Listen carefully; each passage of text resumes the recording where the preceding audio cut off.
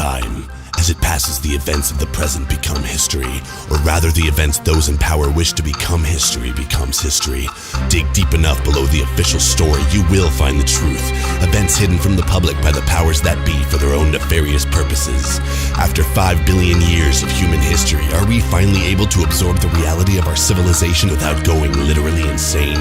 Explore the titans of industry, entertainment, and our great culture, and learn the secrets that until now have been obscured by darkness and lies. The signposts have always been there. We're just reporting the facts. Welcome to Hidden Histories. In the spring of 1982, the Berlin Wall was beginning to crumble. VHS had fired the opening shots in a war it would eventually win over the superior Betamax format. An action-adventure about an intelligent talking car named KITT was the #1 television program in the United States. And just after his favorite backyard leisure game, lawn darts, had been outlawed due to a tragic death, a naive shoe salesman named Tim Nendo traveled to Tokyo, Japan with a crate of shoes.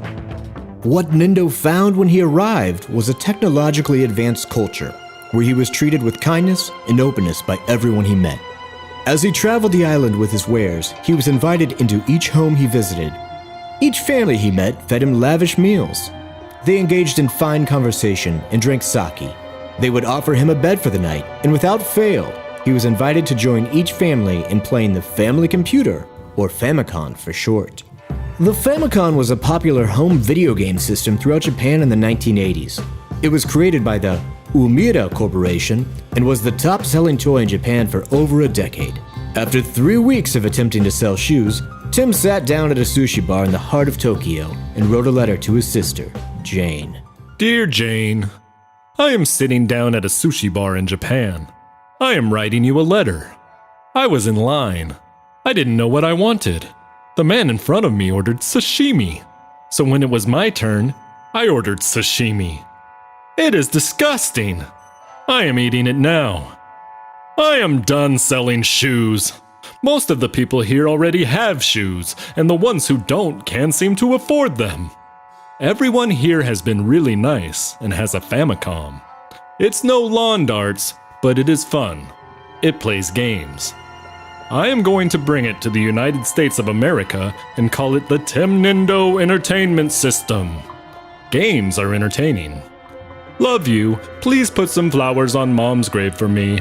Here is a picture I drew of the disgusting sashimi. Tim. On March 21st, 1982, Nendo left his crate of shoes in his hotel room and with his entire earnings of 100,000 yen went to a toy store, purchased a Famicom, packed it into his suitcase, and boarded Pan Am Flight 545 back to the States. Upon arrival at Chicago's O'Hare Airport, Tim was stopped by customs official Mike Stanley, who asked him to pay the duty tax on the Famicom. Incident report 7455-3182, Officer Mike Staley.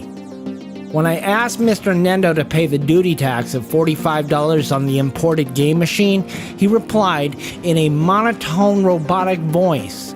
Michael, I would advise against such lines of inquiry. I must note, I was somewhat upset that he was referring to me as Michael because I forgot to wear my name tag that day. And because my name is Michael.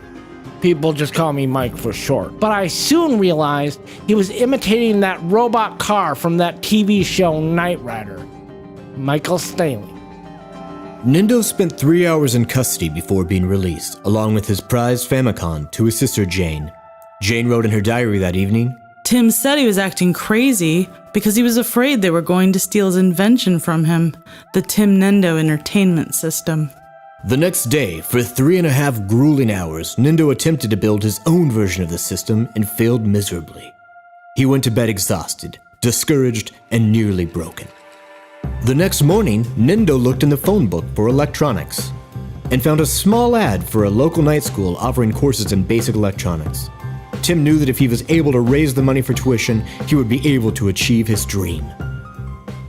Timothy Nathan Nendo was born in Newman, Nebraska on November 19, 1959. The first child of Nancy Nance Nendo and Ned Norman Nendo. Nance and Ned were both laborers who worked in a nearby coal mine. Tim often found himself alone while his parents worked 18-hour shifts to support Tim and his younger sister Jane. Tim struggled socially and in his studies while he attended Newman High School. Tim doesn't talk or move much. He's not much of a reader. Often seems distracted by an imagined butterfly. It would be a drastic understatement to call Tim special. Joe Blanchard, 9th grade English. Timothy is interested in art. However, he consistently copies his artwork from other students. His work looks like it was done by a very young child. It is a true shame. David Chancellor, 11th grade art. I don't know what's wrong with your boy, but there is something very wrong with your boy. Marcus Jefferson, 10th grade arithmetic. In the 10th grade, Nendo applied to become a reporter for the high school newspaper, the Newman High Times, but did not get the job, even though the paper was severely understaffed. Undaunted, Tim began producing his own paper. He called it the Nendo High Times. Other than the name on the masthead, Nendo's paper was a word-for-word, hand-drawn replica of each week's issue of the actual school paper. After graduating by the skin of his teeth, Nendo immediately began working for a local Keds shoe outlet and within several years became the leading salesman. At the time of his promotion to international sales, he had received only one negative citation from the company. That citation was for selling homemade imitation shoes. Even before his night class Electronics 100, Nendo was acutely aware that the simple mathematical concepts required to understand rudimentary electronics were far beyond his comprehension. On the car ride home after the first class, Tim told his sister Jane, "My dream will come true. I have met the man who will make my machine work." Liam Smith was born on November 18th, 1959, making him 1 day older than Tim Nendo, in an impoverished village in the UK. His parents, whose names are unknown, gave him up for adoption at age 3 for unknown reasons. Two 50-year-old beatniks, Ralph Smith and Samantha Smith, adopted Liam and brought him to San Francisco. Liam was homeschooled in his youth, and according to Samantha's homemade report cards, was an average student who seldom showed excitement about any particular subject and demonstrated little ambition to improve through his education. His social life was normal, with a few good friends. Liam's first job at age 17 was at his Uncle Wilbur Smith's television store in downtown Berkeley, where he dusted televisions. Quarterly Employee Review, Liam Smith. Liam drew over 100 pictures of televisions this quarter, but the actual televisions on display here in the shop have remained dusty. Wilbur Smith. With the encouragement and financial support of his uncle, Liam enrolled in the same night school electronics program Tim happened to be attending, and by the end of the first semester, Liam had climbed to 12th in the class. Despite Liam's personality issues and Tim's lack of intelligence, the two hit it off and began working on the weekends in Nendo's father's garage, attempting to recreate Nendo's Famicom. Ill-equipped for the challenge, for 2 months the two toiled over prototype after prototype, and though far superior to Tim's original design, their efforts only succeeded in producing some sparks and occasional flickers from the monitor, in addition to a few small fires, which were needlessly reported to local authorities. Finally, on August 15, 1982, the duo removed the plastic casing of the Famicom, took out the motherboard, and replaced the casing with a design of their own. The Tim Nendo Entertainment System was born. The next morning, Liam wrote a letter to his uncle requesting a loan to help form the company. Dearest Uncle Will, please wire the equivalent of 120,000 pounds to my bank account. Love, Nephew Liam. Little did Liam know, as he wrote this request, that his Uncle Willard had just picked up enough stock in the Western States retailer Sprouse Rights to become a majority holder. With over 470 stores from California to Washington State, the company he now controlled had a lock on the toy market. Will also recently began a pen pal relationship with his college roommate, H.R. Pennybacker, who was the head of marketing at R.J. Reynolds Tobacco. Dear Nephew Liam, the loan you have requested for your project has been wired to your bank account, and there is more where that came from. However, Both me and my investors are concerned about copyright issues. We would like to propose hiring our own programmers to make the games for the game machine. We also have some ideas for advertising and distribution. The TVs are as dusty as ever. Best wishes, Uncle Willard Smith. With money in the bank and a distribution system set up by Sprouse Rights, Liam put in an order to a Chinese manufacturing company for 2,000 units and took out several advertisements requesting demonstration games from programmers hoping to join the team. Russian programmer Alexei Paginov proposed a puzzle game of falling interlocking blocks called Nendoris, but it was shot down for the game being, quote, too simple, like a child's building block game. Go build a castle, you little baby. Rejected. Paginov would eventually change the name to Tetris, and it became one of the best-selling games of all time. The team of programmers they finally settled on is unknown to this day. Not one of the games produced for the original NES listed anyone in the credits except for Nendo and Smith, and no programmer has ever come forward to claim responsibility for the 5 launch titles and only games created for the system. The least bizarre was the mundane and broken Greco Roman Wrestling, which oddly enough featured 2 sumo wrestlers and was unplayably buggy.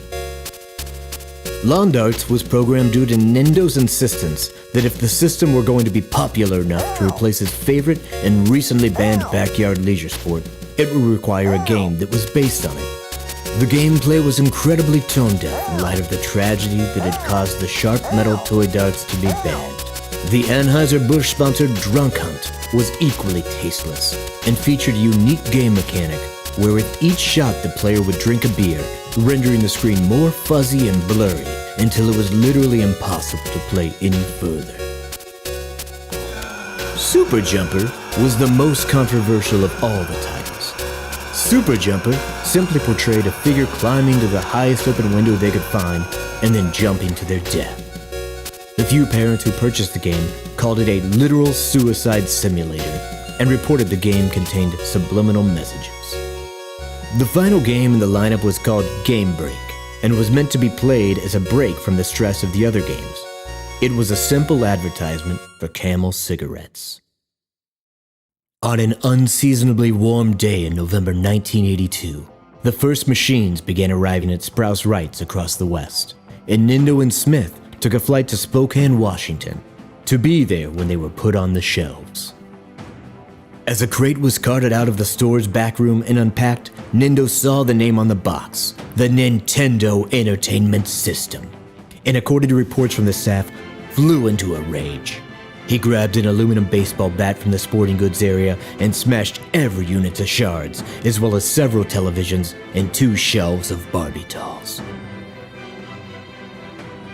Nendo and Smith never spoke again. In a 1989 interview with Game Magazine, Smith acknowledged his part in the naming mistake, saying he had one too many nips in his tea when he made the initial manufacturing order and had misspelled Nendo's name. He said, quote, "A real cock-up on my part." After Tim banished Liam and Willard Smith pulled all his funding and distribution, the Umira Corporation were made aware that the system was a simple illegal clone of their Famicom.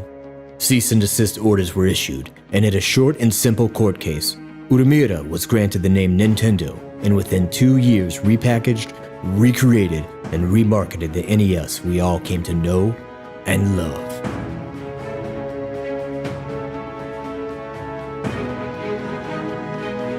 Nendo's name and likeness are occasionally referenced in humorous cartoon programs, usually in a negative manner.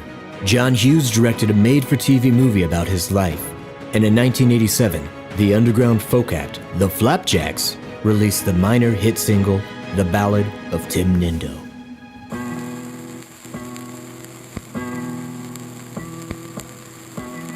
He just wanted to give the kids some games, but they shut him down. Tim Nendo, Tim Nendo, Nendo, the man shut him down. Sadly, Liam Smith passed away in 2004.